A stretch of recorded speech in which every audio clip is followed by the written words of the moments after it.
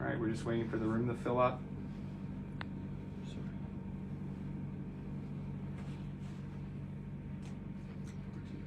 Good evening from around the world, around Ontario and around Canada. Thanks for tuning in tonight. The title of this broadcast for many of you logging in tonight may be called a Preemptive SOS. As you may have seen on some other social media influencers out there, there have been a lot of rumors going around about very increased police presence around the National Capital Region commencing this week.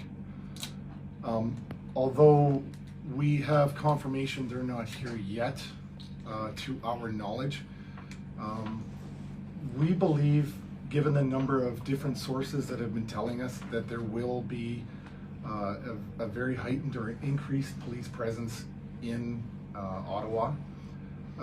We believe it's a credible enough issue that we wanted to do this broadcast. And while it is not time for alarm, it is time to, if you want to support us, if you really want to help out, what I'd like you to do is start thinking about coming to Ottawa. I don't want you to get in your car tonight. I don't want you to start packing tonight, but I want you to start preparing your families or talking to your employers and saying, listen, I really feel that my place is in Ottawa this week.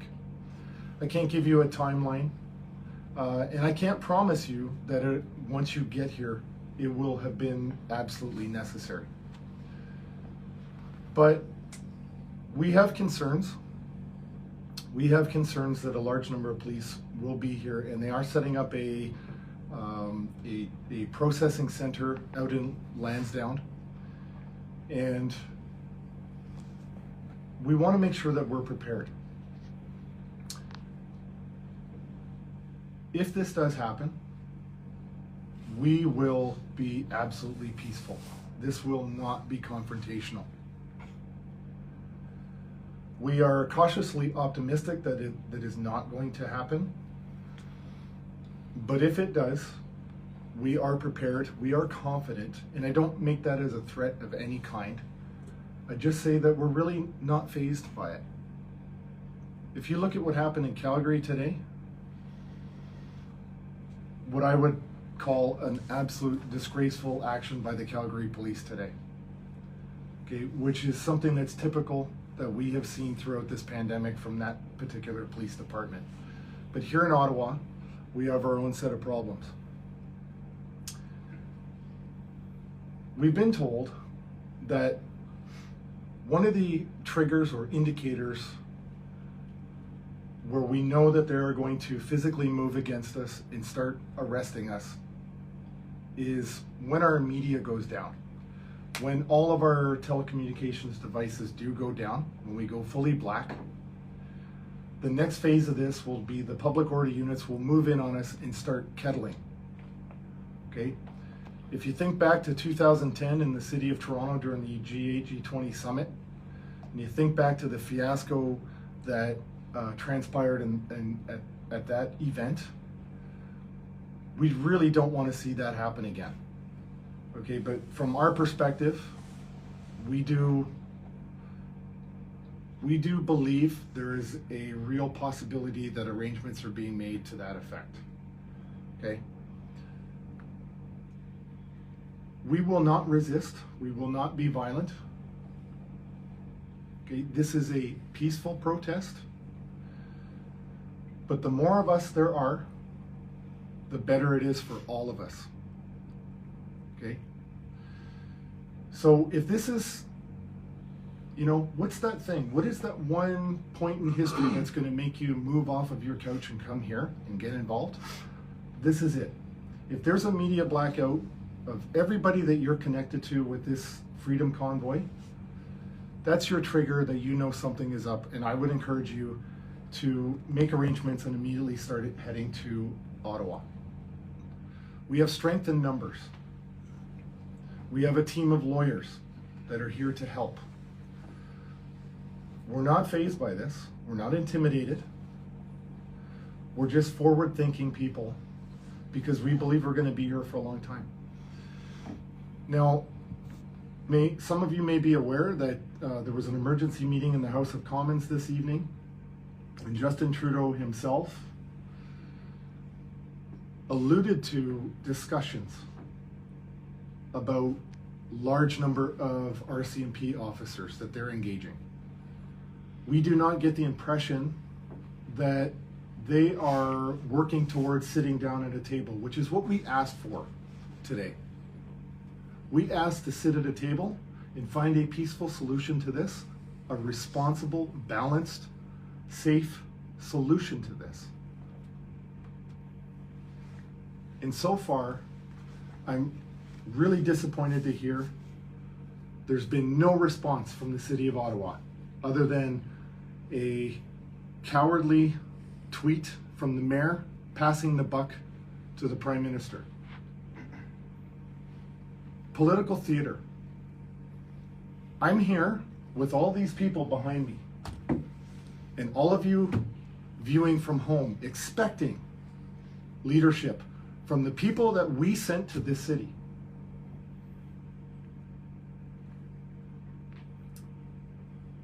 When in Canada's history has it ever been good for us as a nation when we have used force against a large population of our public? When? Never. Never. Instead of talking, we have a room booked. 12 o'clock tomorrow. I'll meet with Justin Trudeau and myself. 12 o'clock tomorrow. And the other delegates of this convoy.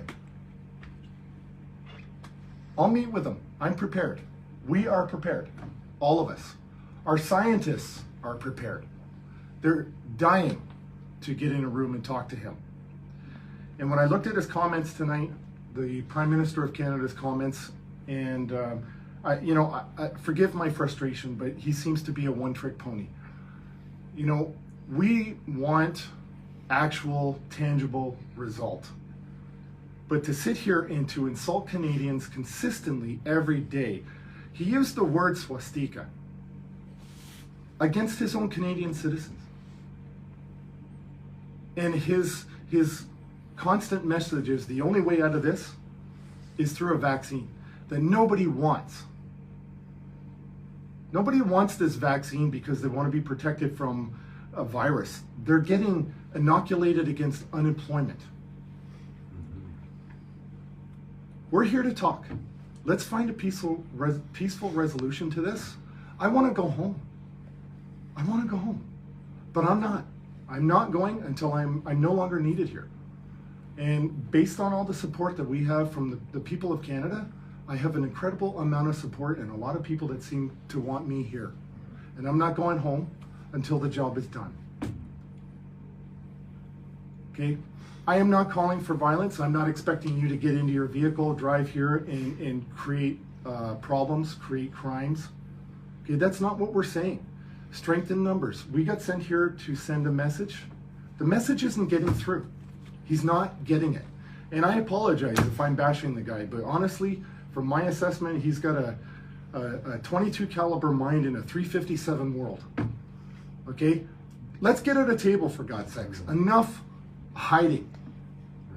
I'm willing to sit at a table with the Conservatives and the NDP and the Bloc as a coalition. I'll sit with the Governor General. You put us at the table with somebody that actually cares about Canada. You know, and a note on that, there's no more Mr. O'Toole. Okay? And he talked about an election today that Canada voted for vaccines. I'm sorry, there was no vaccine on any ballot that I saw. Okay? Nobody in this movement voted for vaccines to be forcibly coerced into their bodies. That's insanity. Okay? So I'll talk to any level of government that can actually get a decision done. Okay? Because I can see clearly, we can see clearly, the Liberals don't want to talk to us. We want to talk to them. We will talk to them. They are the official government of Canada. But can you just come and meet us at a table? Please. Okay. With that, Bridget has a few things that she'd like to talk about. We have a doctor for truck drivers and those that may not be able to get medical help. He is the Providence Healthcare. He is a GP that has lost his position due to COVID mandates. And his name is Jeremiah Hadwin. You can reach him at 1-888-815-1930 or www.providencehealthcenter.com. So for anybody that's looking for a doctor who is also like-minded. We're good? Yep. Does anybody have any questions? I have two for you. Okay. Right now.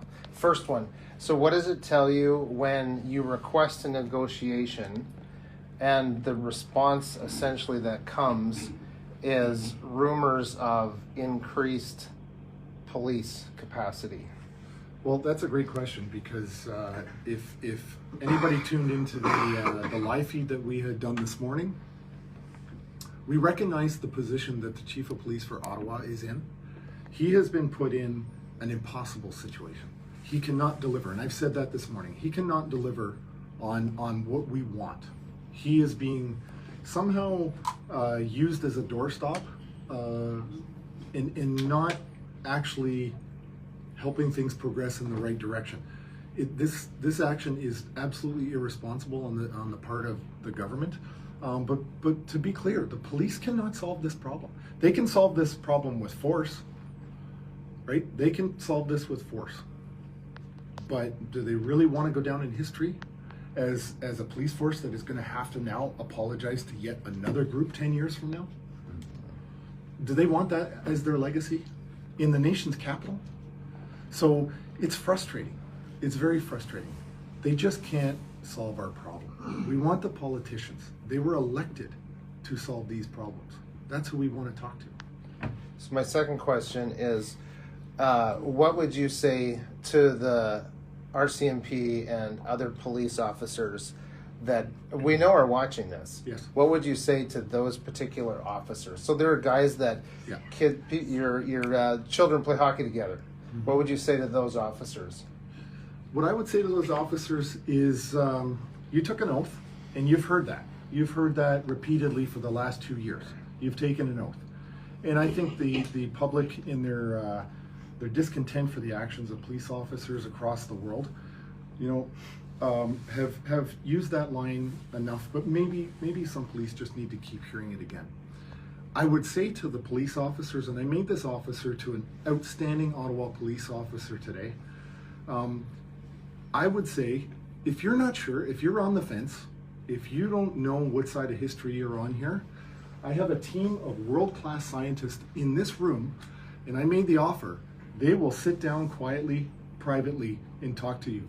You're getting an opportunity to have an audience with the premier scientist on these vaccine mandates.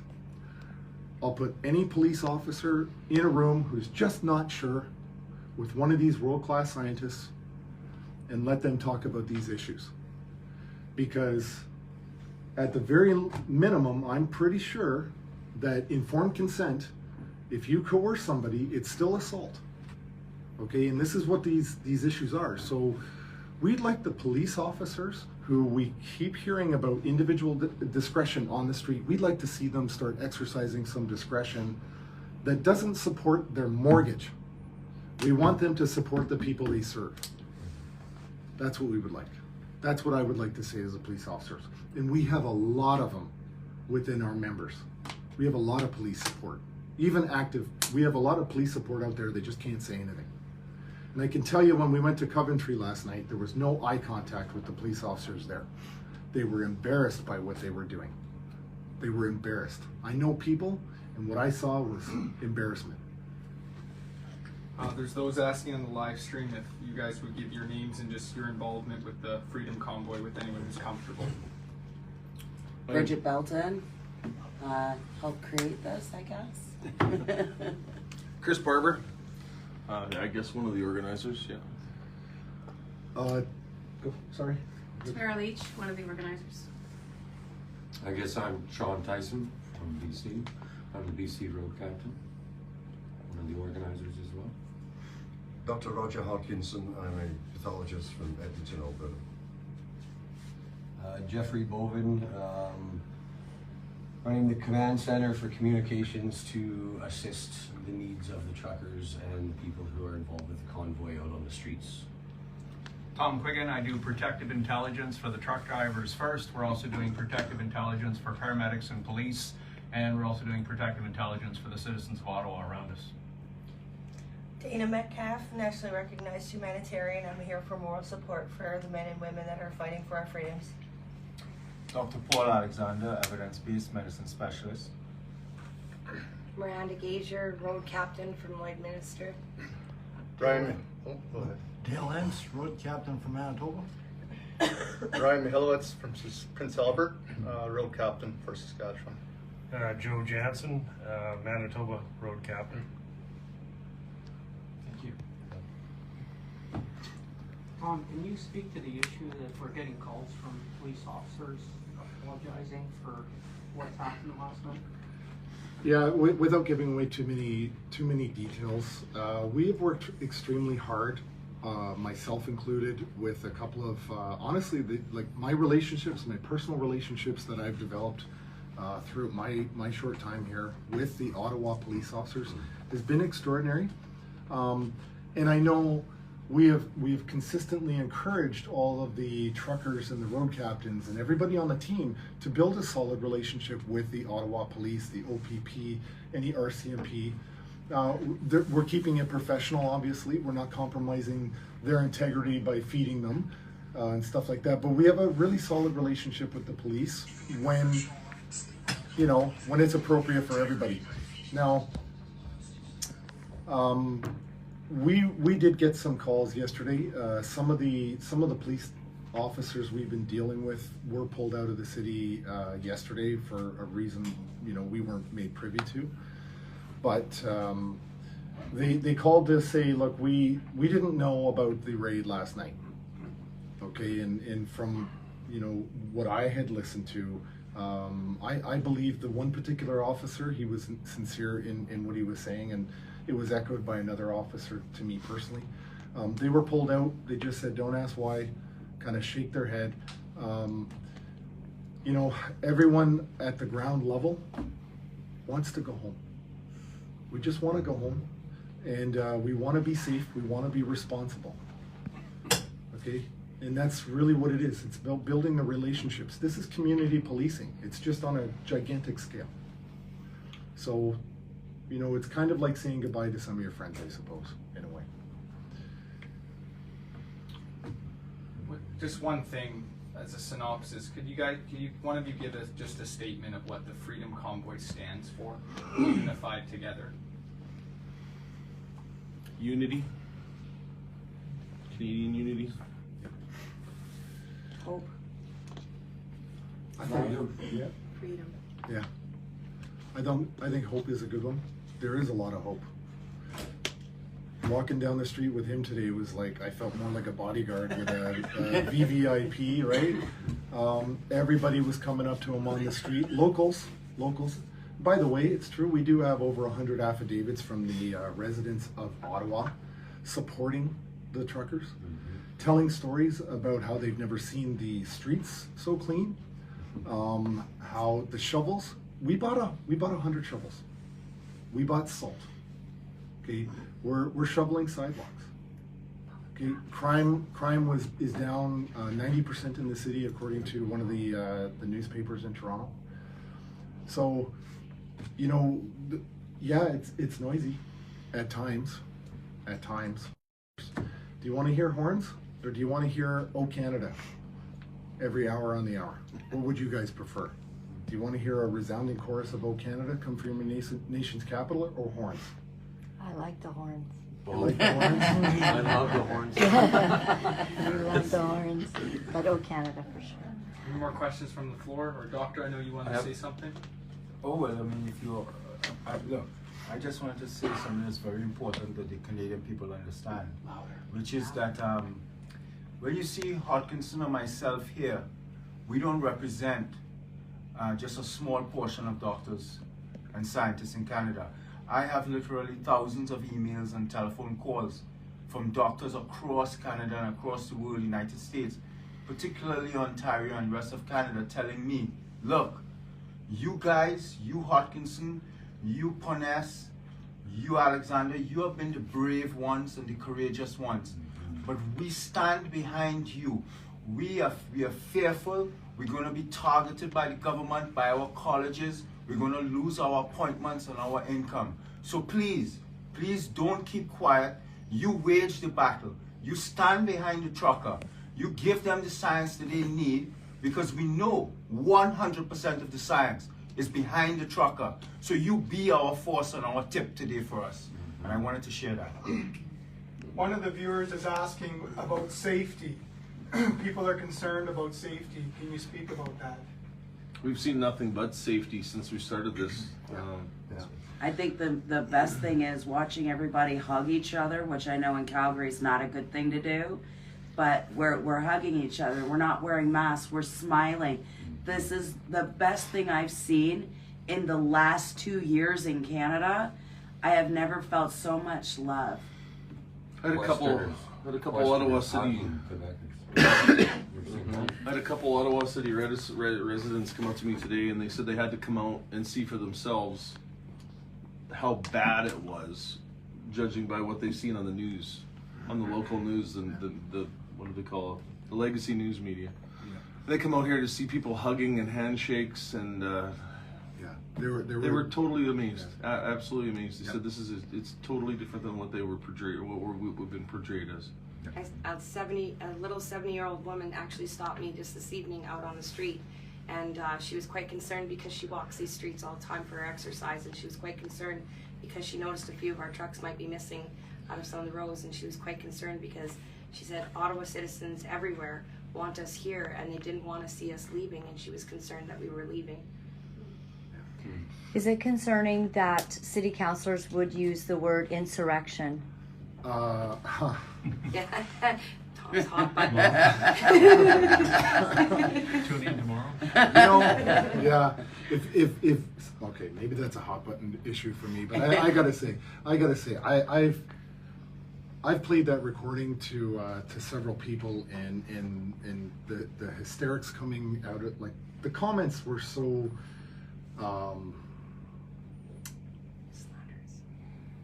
As you can tell, I'm not usually at a loss for words, but I was stunned. I was stunned by the irresponsible language, the dramatization of absolute fiction.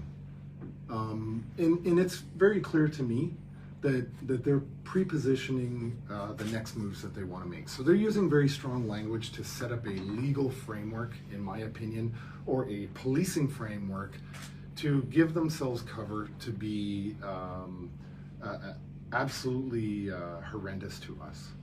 And so it was really, the language chosen in that meeting was very specific, very specific. She said the words, Diane Dean said the words, the chief repeated the words, this morning I repeated the words.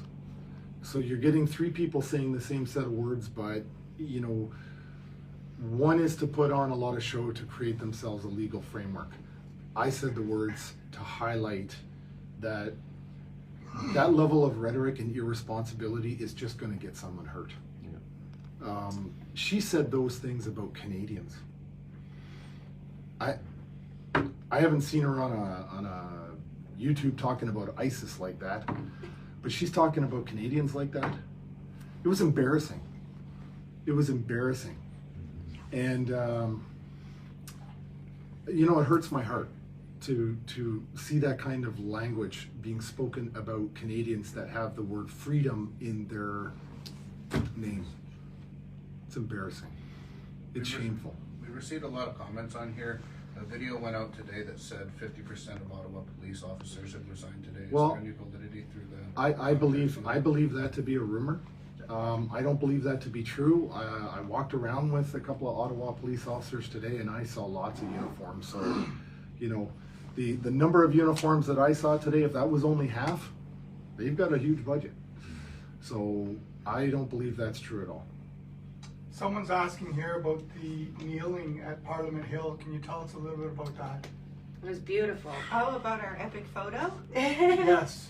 Yeah, it was a really, really, really wonderful and positive experience. We wanted to kind of help contradict the misconception that our numbers were small and that we are standing together in unity. It was really, really quite an epic experience. There was kids everywhere, you know, people got free hoodies, people sang "Oh Canada," they chanted freedom. You know, my piece is morale and to help you guys see the more humane picture of what's happening here. But I will tell you that I would strongly encourage people to contact the municipality of Ottawa to help us get some of the things that we need in order to keep the situation humane, like porta potties and things like that. There's a huge outcry for those things and they're being leveraged. You know, the basic essentials of life are being leveraged for police, you know, what they want to have happen. At the end of the day, we are all human beings and we are all Canadians. So if you guys could do your part and put some pressure on Ottawa City Police to help us keep our families that are safe in these trucks with the basic essentials of life. That's what that photo was for. Was to show unity and that we are human and that we do have a presence here, you know, and it's an acceptable presence here. We didn't storm Parliament. We took a kneel at Parliament to show that we are here and we are at the mercy of our community and our country to help us get this done here in Ottawa. Tamara, could you speak on some of the best ways to help people in Ottawa, both financially and with support? For the truckers, yeah, we have an Adopt a Trucker program. That's adoptatrucker.ca. We've set up the Give, Send, Go, which is an alternative Christian-based platform as opposed to GoFundMe. We still have the e-transfer email set up. So also, I know up at Parliament, I was up there today, there's a great big jug that you can donate cash to right by the stage if you want. And that money can get to them right away.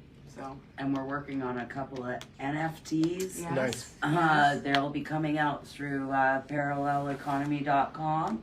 And we'll be looking for an auction house to auction off a few sweaters with the names of some of the organizers on those shirts. There will only be one of each size.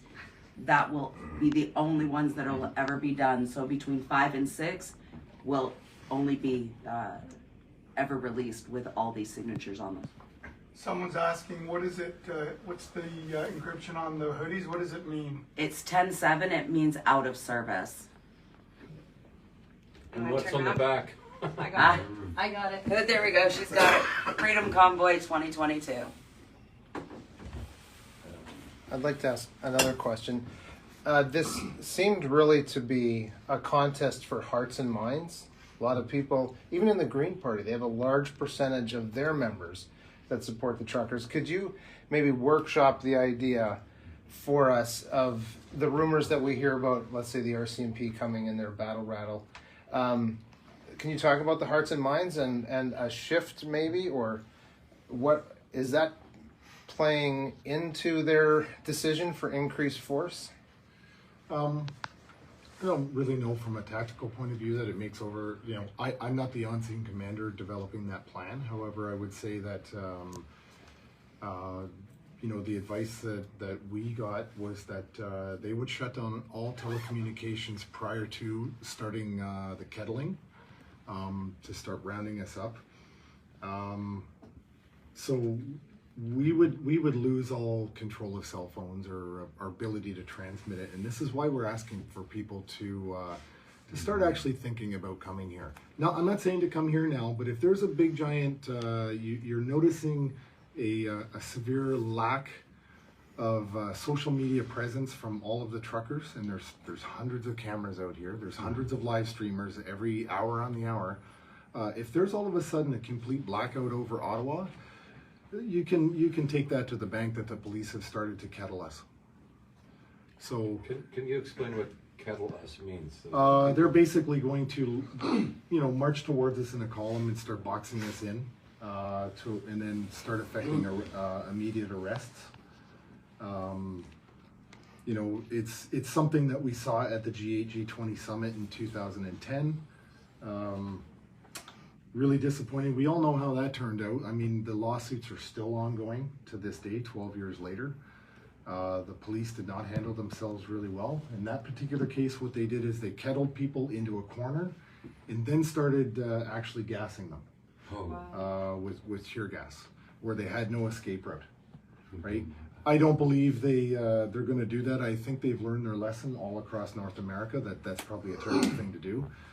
But at the end of the day, that's going to be a tactic that they use, is to start basically boxing us in and start affecting arrests, and then take us off to some sort of processing center. So, just before everyone passes out of heat exhaustion, do you have a final synopsis, Tom, and then we'll close the line. I just think it's really important too to clarify one thing for everybody. We are not occupying Ottawa. We are protesting peacefully in Ottawa. I want to make that very, very clear. We are not occupying. This is not our home. We want to go home. We are here protesting peacefully. Yeah. You want a synopsis? I want to sit at a table with all of these people and people that can make a decision. And I want our scientists to sit at tables with their scientists and answer, improve the science that they keep telling us to follow. Okay? Because from our perspective, or from my personal perspective, all I'm seeing is political science, not actual medical science. And I'm tired of seeing that. Okay? I think the Canadian viewers or the Canadian public are smart enough to know the difference between political science and theater and actual medicine. But the mainstream media keeps censoring. They block purposely. It's almost akin to something you would expect to see in North Korea and China, the way they control the media around here. And I'm sorry if that upsets the mainstream media, but you've been disrespecting viewers for 2 years straight, and I'm sure even long before. It would be great if they started actually reporting the news instead of creating it. Okay? We have the scientists that want to sit down publicly and talk about these issues. We want to get the word out and tell the public. Let the public decide. Let the public hear both parties and let the public decide. Okay? Don't coerce them into getting a jab. Let them decide for themselves. And from my limited understanding of the law and informed consent, but I always understood it to be a two-part formula. Okay? I'll give you my consent when you give me the information. And since these long-term safety studies are not yet complete, the clinical trials are not yet complete, how can you give me the information? How can you give me the information for me to take a decision or to consent when I don't know the risks? And when you're concealing the risks, I know they're concealing the risks. They know they're concealing the risks. Let the public know. Let the public know what the risks are. And let them make a free choice, which is their constitutional charter right to do so. I want to get at a table. Great. Well, thank you all for your time. We'll close the live there. Thank you. Good job. Good job, guys.